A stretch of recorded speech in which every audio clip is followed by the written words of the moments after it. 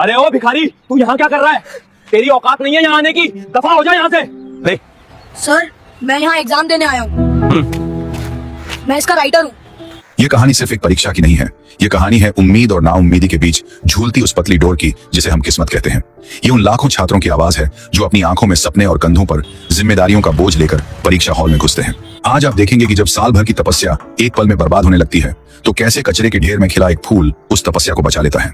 क्या एक कूड़ा बीनने वाला लड़का जिसे समाज अछूत मानता है वो एक टॉपर की तकदीर लिख सकता है?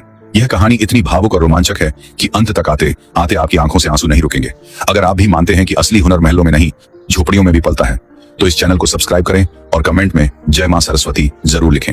कानपुर का मशहूर डीपीएस स्कूल आज एक किले में तब्दील हो चुका था। शहर का सबसे बड़ा बोर्ड एग्जाम सेंटर यही था। आज 12वीं क्लास का फिजिक्स का पेपर था। साइंस के छात्रों के लिए फिजिक्स का पेपर किसी जंग से कम नहीं होता। सुबह के 8:30 बज रहे थे। मार्च की हल्की ठंड हवा में थी, लेकिन स्कूल के गेट पर खड़े छात्रों के माथे पर पसीने की बूंदें थीं। हर कोई अपनी किताबों और नोट्स में सिर गड़ाए आखिरी रिवीजन कर रहा था। माहौल में एक अजीब सा तनाव था, जैसे किसी तूफान के आने से पहले की शांति होती है। इन्हीं छात्रों के बीच में एक लड़का था, आर्यन शर्मा। आर्यन कोई साधारण छात्र नहीं था, वो अपने जिले का संभावित टॉपर था। उसके पिता मोहन बाबू एक सरकारी दफ्तर में चपरासी थे। मोहन बाबू ने अपनी पूरी जिंदगी दूसरों की फाइलें ढोने में निकाल दी थी। उनका बस एक ही सपना था कि उनका बेटा साहब बने। आर्यन का सपना था आईआईटी बॉम्बे में जाकर कंप्यूटर साइंस पढ़ना और अपने पिता को उस गरीबी से बाहर निकालना जिसमें उन्होंने पूरी जिंदगी काटी थी। आर्यन ने पिछले 2 साल से न कोई त्योहार मनाया था, न किसी शादी में गया था। उसकी दुनिया बस उसकी फिजिक्स की किताबें थी। उसे पूरा भरोसा था कि आज वो पेपर में आग लगा देगा। घड़ी में 8:45 हो चुके थे। आर्यन अपने पिता के पुराने खटारा स्कूटर के पीछे बैठकर एग्जाम सेंटर की तरफ जा रहा था। वो मन ही मन फार्मूले दोहरा रहा था। स्कूटर अपनी पूरी रफ्तार में था, तभी किस्मत ने एक भयानक खेल खेला। एक व्यस्त चौराहे पर सिग्नल पीला था। मोहन बाबू ने सोचा निकल जाएंगे, लेकिन तभी दूसरी तरफ से एक तेज रफ्तार एसयूवी कार ने सिग्नल तोड़ते हुए उन्हें टक्कर मार दी। धड़ाम। टक्कर इतनी जोरदार थी कि स्कूटर 10 फीट दूर जा गिरा। आर्यन हवा में उछला और मुंह के बल सड़क पर गिरने ही वाला था कि उसने अपने सिर को बचाने के लिए अपने दोनों हाथ आगे कर दिए। पूरा भार उसकी हथेलियों पर आ गया और तभी एक कगड़ाने की आवाज आई जो किसी भी छात्र के लिए मौत की सजा से कम नहीं थी। क्रैक। आर्यन के मुंह से एक चीख निकली जो आसपास के शोर में दब गई। वो सड़क पर पड़ा तक रहा था। उसके दोनों हाथों की कलाइयां अजीब तरह से मुड़ गई थीं। हथेलियां सूजकर गुब्बारे जैसी हो रही थीं। उसके पिता मोहन बाबू को भी चोटें आई थीं। उनके सिर से खून बह रहा था, लेकिन एक बाप को अपना दर्द कहां दिखता है। वो गिरते पड़ते उठे और आर्यन की तरफ दौड़े। आर्यन बेटा, तू ठीक है? मोहन बाबू ने रोते हुए पूछा। आर्यन ने अपनी आंखें खोली और अपने हाथों को उठाने की कोशिश की, लेकिन हाथ नहीं उठे। वो बेजान होकर लटक गए थे। पापा, मेरे हाथ, मुझे कुछ महसूस नहीं हो रहा पापा। मेरा पेपर 10 बजे पेपर है भी जमा हो गई थी। कोई वीडियो बना रहा था तो कोई तमाशा देख रहा था। मोहन बाबू ने आर्यन को गोद में उठाया और पास के एक प्राइवेट क्लिनिक की तरफ भागे जो 200 मीटर दूर था। डॉक्टर ने आर्यन के हाथों को देखा और तुरंत एक्स-रे किया। 15 मिनट बाद डॉक्टर बाहर आए। उनका चेहरा गंभीर था। डॉक्टर साहब, पट्टी कर दीजिए, इसे पेपर देने जाना है। मोहन बाबू ने हाथ जोड़कर कहा। डॉक्टर ने चश्मा उतारते हुए कहा, मिस्टर शर्मा, मुझे बहुत अफसोस है। बच्चे के दोनों हाथों की रेडियल बोन्स में मल्टीपल फ्रैक्चर है। इसे तुरंत प्लास्टर चढ़ाना होगा और कम से कम 1 महीने तक यह अपने हाथ से 1 चम्मच भी नहीं उठा सकता। लिखना तो नामुमकिन है। यह सुनते ही आर्यन पछा खाकर वहीं फर्श पर गिर पड़ा। नहीं डॉक्टर, आप झूठ बोल रहे हैं। मुझे इंजेक्शन लगा दो, मुझे पेन किलर दे दो। मैं लिखूंगा पापा, मेरा साल बर्बाद हो जाएगा। आर्यन का रोना देखकर वहां खड़ी नर्सों की आंखों में भी आंसू आ गए। एक होनहार छात्र का भविष्य उसकी आंखों के सामने टूट रहा था। घड़ी में 9:15 बज चुके थे। एग्जाम सेंटर का गेट 9:30 बजे बंद होने वाला था। मोहन बाबू ने आर्यन को उठाया और बोले, हिम्मत मत हार बेटा, नियम होता है राइटर का। हम स्कूल चलेंगे, प्रिंसिपल से बात करेंगे, कोई ना कोई रास्ता निकलेगा। बाप बेटे की यह जोड़ी खून और आंसुओं में लथपथ स्कूल के गेट पर पहुंची। आर्यन के दोनों हाथों पर कच्चा पट्टा बंधा था। वो किसी घायल सैनिक जैसा लग रहा था जो जंग हार चुका हो। प्रिंसिपल का ऑफिस पहली मंजिल पर था। मोहन बाबू दौड़ते हुए वहां पहुंचे और बिना अनुमति अंदर घुस गए। प्रिंसिपल मिस्टर खुराना एक सख्त अनुशासन वाले व्यक्ति थे। वो अपनी कुर्सी पर बैठे चाय पी रहे थे। सर मदद कीजिए। मोहन बाबू उनके पैरों में गिर पड़े। मेरा बेटा, एक्सीडेंट, हाथ टूट गए सर। हमें राइटर चाहिए, कोई लिखने वाला दे दीजिए सर। प्रिंसिपल ने हड़बड़ाकर चाय का कप रखा। उन्होंने आर्यन की हालत देखी। उन्हें दया तो आई, लेकिन उनका चेहरा सख्त हो गया। उन्होंने दीवार घड़ी की तरफ देखा। मिस्टर शर्मा, प्रिंसिपल ने अपनी भारी आवाज में कहा, यह बोर्ड का एग्जाम है, कोई स्कूल का टेस्ट नहीं। राइटर के लिए सीबीएसई से 1 हफ्ता पहले अनुमति लेनी पड़ती है। राइटर को 11वीं कक्षा का होना चाहिए। उसके सारे डॉक्यूमेंट जमा होते हैं। अब परीक्षा शुरू होने में 20 मिनट बचे हैं। मैं इस वक्त कहां से बच्चा लाऊं? और अगर कोई मिल भी गया तो मैं बिना वेरिफिकेशन के उसे कैसे बिठा दूं? सर, कोई भी दे दीजिए।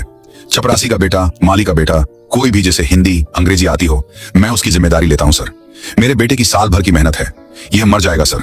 मोहन बाबू गिड़गिड़ा रहे थे। उन्होंने अपना सिर प्रिंसिपल के जूतों पर रख दिया। प्रिंसिपल ने पीछे हटते हुए कहा, सॉरी, मेरे हाथ बंधे हैं, मैं नियम नहीं तोड़ सकता। अगर मैंने ऐसा किया तो मेरी नौकरी जाएगी और स्कूल का लाइसेंस रद्द हो जाएगा। आर्यन इस साल ड्रॉप ले, अगले साल दे देना जान है तो जहान है। आर्यन दरवाजे पर खड़ा यह सब सुन रहा था। उसे लगा जैसे किसी ने उसे गहरी खाई में धक्का दे दिया हो। अगले साल यानी वो अपने दोस्तों से पीछे हो जाएगा। उसके पिता का 1 साल का पैसा और उम्मीद सब राख हो जाएगी। वे दोनों ऑफिस से बाहर निकाल दिए गए।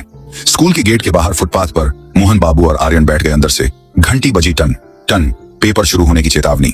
मोहन बाबू पागलों की तरह सड़क पर आने जाने वाले लोगों को रोक रहे थे। भाई साहब, आपका बेटा 11वीं में है क्या? भाई साहब, थोड़ी मदद कर दो, मेरा बेटा टॉपर है, बस लिखने वाला चाहिए। लोग उन्हें पागल समझकर आगे बढ़ रहे थे। किसी के पास रुकने का वक्त नहीं था। दुनिया को किसी के टूटे सपनों से क्या मतलब। आर्यन ने अपनी सूजी हुई कलाइयों को देखा और आसमान की तरफ देखकर चीखा, क्यों भगवान, मैंने क्या बिगाड़ा था तेरा? इतनी मेहनत का यह सिला। तभी पास के कूड़ेदान के पीछे से एक आवाज आई, बाबूजी, ओ बाबूजी। आर्यन ने आंसुओं से धुंधली आंखों से देखा। वहां एक लड़का खड़ा था। उसकी उम्र आर्यन जितनी ही होगी, लेकिन उसका हुलिया देखकर कोई भी नाक सिकोड़ ले। उसके कंधे पर एक बड़ी सी प्लास्टिक की बोरी थी जिसमें रद्दी भरी थी। वो एक कूड़ा बीनने वाला था। उसका नाम था छोटू। छोटू धीरे धीरे पास आया और अपनी जेब से एक मैला सा पानी का बोतल बढ़ाया। पानी पी लो भाई, गला सूख गया होगा रोने से। मोहन बाबू का गुस्सा 7वें आसमान पर था।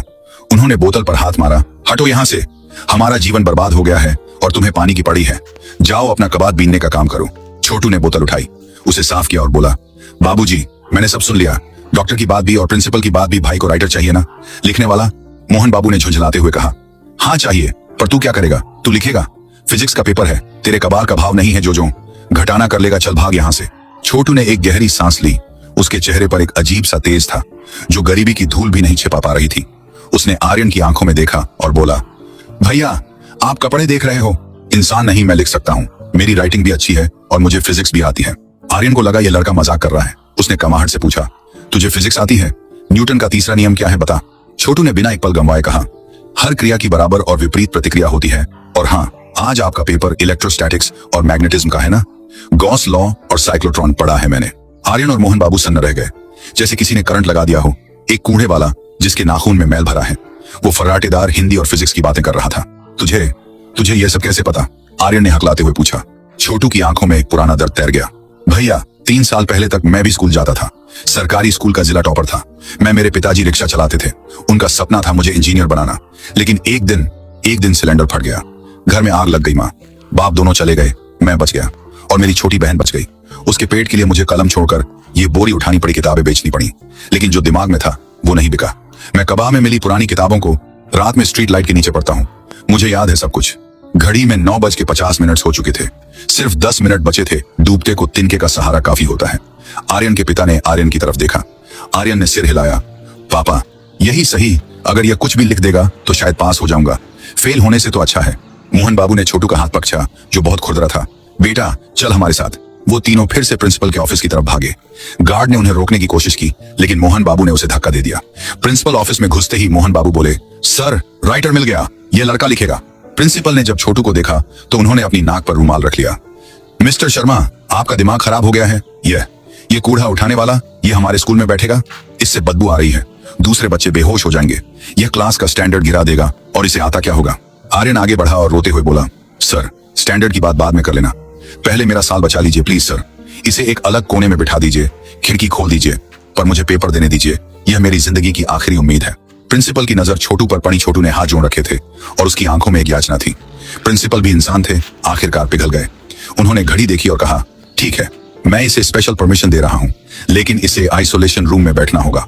और अगर इसने पेपर में अपशब्द लिखे या कुछ गलत किया तो आर्यन को रस्टिकेट कर दिया जाएगा। जिम्मेदारी तुम्हारी है। मंजूर है सर, आर्यन ने कहा। आर्यन और छोटू को एक छोटे से स्टाफ रूम में बिठाया गया।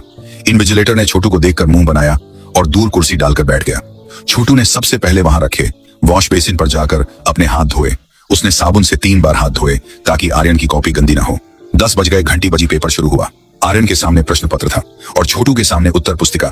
आर्यन ने पहला प्रश्न पढ़ा, डिफाइन इलेक्ट्रिक फ्लक्स, और उसका उत्तर बोलना शुरू किया। छोटू ने पेन उठाया। जैसे ही पेन कागज पर चला, आर्यन देखता रह गया। छोटू की लिखावट इतनी सुंदर और स्पष्ट थी जैसे मोतियों की माला हो। कर्सिव राइटिंग, हर शब्द के बीच बराबर जगह। आर्यन बोलता गया, छोटू लिखता गया। शुरुआत में आर्यन को डर था कि छोटू स्पेलिंग गलत करेगा, लेकिन छोटू ने परमिटिविटी और इक्विपोटेंशियल जैसे कठिन शब्दों की स्पेलिंग भी एकदम सही लिखी। 1 घंटा बीत गया। आर्यन को दर्द बहुत हो रहा था। उसकी कलाइयों में जैसे आग लगी थी। वो कराह रहा था लेकिन रुक नहीं रहा था। छोटू उसकी हालत समझ रहा था। वो अपनी लिखने की रफ्तार बढ़ाता गया। 1.5 घंटे बाद एक बहुत ही मुश्किल सवाल आया। एक न्यूमेरिकल था जिसमें रेजिस्टेंस और कैपेसिटर का कॉम्बिनेशन था। आर्यन का दिमाग दर्द के मारे सुन्न हो गया था। वो कैलकुलेशन में अटक गया। 10 माइक्रोग्राम गुणा गुणा। आर्यन आगे का नंबर भूल गया। उसकी आंखों के सामने अंधेरा छाने लगा। कमरे में सन्नाटा था। इनविजिलेटर फोन में लगा था। छोटू रुका। उसने धीरे से सिर उठाया और आर्यन की आंखों में देखा। उसने बहुत धीमी आवाज में फुसफुसाया, भैया डिनोमिनेटर में 10 की पावर -6 आएगा। माइक्रो है ना? आर्यन चौंक गया। ये लड़का सिर्फ लिख नहीं रहा था, ये पेपर को समझ भी रहा था। आर्यन को तुरंत अपनी गलती समझ आ गई। उसने सही जवाब बोला और छोटू ने लिख दिया। उस पल आर्यन को लगा कि उसके पास 2 नहीं 4 हाथ हैं और 2 दिमाग हैं। आखिरी के 15 मिनट बचे थे और एक लंबा डेरिवेशन बाकी था। आर्यन की सांस फूल रही थी। छोटू ने आर्यन को इशारा किया कि तुम बस पॉइंट बोलो, मैं सेंटेंस बना लूंगा। और ऐसा ही हुआ। आर्यन ने सिर्फ फॉर्मूले बोले और छोटू ने पूरी थ्योरी खुद लिख दी। वो दोनों एक सुर में काम कर रहे थे। अमीर और गरीब का, टॉपर और कूड़े वाले का यह तालमेल अद्भुत था। आखिरी घंटी बजी। Stop writing. छोटू ने पेन रखा और अपनी अकी हुई उंगलियां सीधी की। उसने आंसर शीट आर्यन को सौंपी। आर्यन ने देखा, पूरी कॉपी भरी हुई थी। डायग्राम पेंसिल से बने थे। महत्वपूर्ण शब्दों के नीचे लाइन खींची थी। यह कॉपी किसी टॉपर की ही लग रही थी। आर्यन की आंखों से आंसुओं की धारा बह निकली। उसने अपने प्लास्टर वाले हाथों से छोटू को गले लगाने की कोशिश की। छोटू पीछे हट गया। अरे भैया, मेरी कमीज गंदी है, आपकी यूनिफॉर्म खराब हो जाएगी। आर्यन ने आगे बढ़कर उसे कसकर गले लगा लिया। उसकी गंदगी, पसीना और बदबू आर्यन के लिए दुनिया की सबसे अच्छी खुशबू थी। तूने मेरे कपड़े नहीं, मेरी जिंदगी बचा ली यार। तू कूड़े वाला नहीं, तू तो भगवान है। आज तूने साबित कर दिया कि असली सरस्वती तेरे पास है। बाहर आकर मोहन बाबू बेचैनी से टहल रहे थे। आर्यन ने मुस्कुराते हुए थम्स अप किया। मोहन बाबू रो पड़े। उन्होंने अपनी जेब से 2000 रुपए निकाले, जो शायद उनकी महीने भर की बचत थी, और छोटू की तरफ बढ़ाए। बेटा, यह रख लो, तुमने जो किया है उसका मोल नहीं है, पर यह आशीर्वाद समझकर रख लो। छोटू ने हाथ जोड़ लिए और पीछे हट गया। बाबूजी, पैसे नहीं चाहिए। अगर पैसे के लिए करता तो शायद इतना अच्छा नहीं लिख पाता। आज 3 साल बाद पेन पकचा है। लगा जैसे मैं फिर से स्कूल में हूँ। मुझे मेरा खोया हुआ बचपन वापस मिल गया। आज 3 घंटे के लिए मैं कूड़े वाला छोटू नहीं, स्टूडेंट छोटू था। यही मेरी फीस है। मोहन बाबू और आर्यन निशब्द रह गए। फिर भी आर्यन ने जिद की, कुछ तो मांगना पड़ेगा, मैं तेरा कर्ज कैसे उतारूंगा? छोटू ने शर्माते हुए कहा, भैया अगर देना ही है तो जब आप पास हो जाओ तो अपनी 12वीं की पुरानी किताबें और वो फिजिक्स वाली गाइड मुझे दे देना। मेरी छोटी बहन गुड